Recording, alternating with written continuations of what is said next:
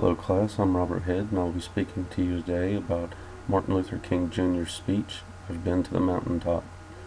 Dr. Martin Luther King stood up to so many men to get equal rights for all blacks in America. King presented ethos by always wearing business attire. He followed pathos. His people was all he cared for. He started his speech mostly with logos. He began his speech with, "If I were standing at the beginning of time, with the possibility of taking a kind of general and panoramic view of mankind history up to now."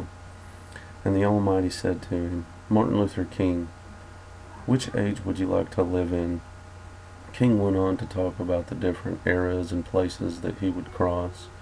He speaks of all the injustice his people had gone through, how they need to stand up, pull together, and overcome all their anguish. In King's speech, he mentions a demented black woman had stabbed him during an autographing of his first book. During his stay in the hospital, he received many letters. The governor, the vice president, even the president himself all sent letters. The one that hit him the most, the one that he would remember to the day that he died, was from a young girl from a high school, White Plains High School. She wrote, "Dear Dr. King, I'm a 9th grade student at the White Plains High School.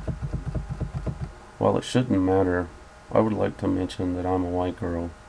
I read the paper, read of your misfortune and of your suffering, and I read that if you had sneezed, you would have died. And I'm simply writing to say that I'm happy you didn't sneeze."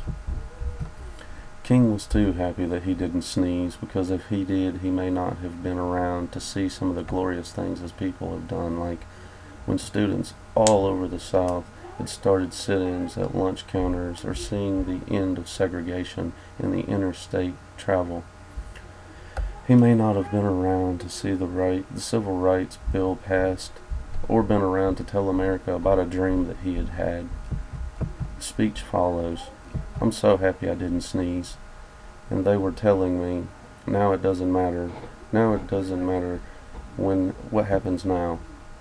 I left Atlanta this morning, and as we got started on the plane, there were 6 of us. The pilot said over the public address system, 'We're sorry for the delay, but we have Dr. Martin Luther King on the plane, and we wanted to be sure of all his bags were checked and that there would be nothing wrong with the plane.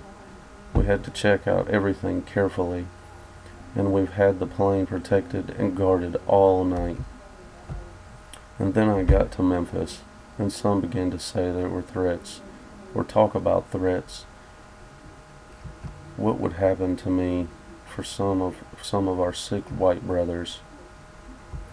Well, I didn't know what would happen now. We've got some difficult days ahead, but that really doesn't matter. Not now, because I've seen the mountaintop, and I don't mind.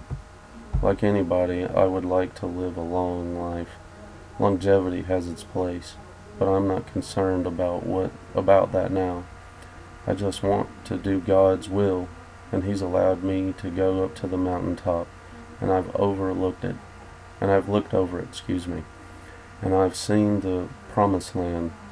I may not get there with you, but I want you to know tonight that we as a people will get to the promised land.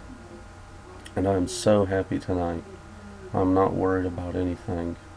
I'm not fearing any man. Mine eyes have seen the glory and the coming of the Lord."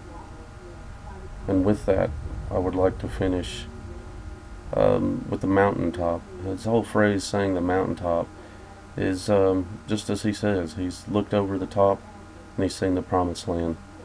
We all have finally made it to the promised land, and it's a dread to say that he never got to see it. Thank you.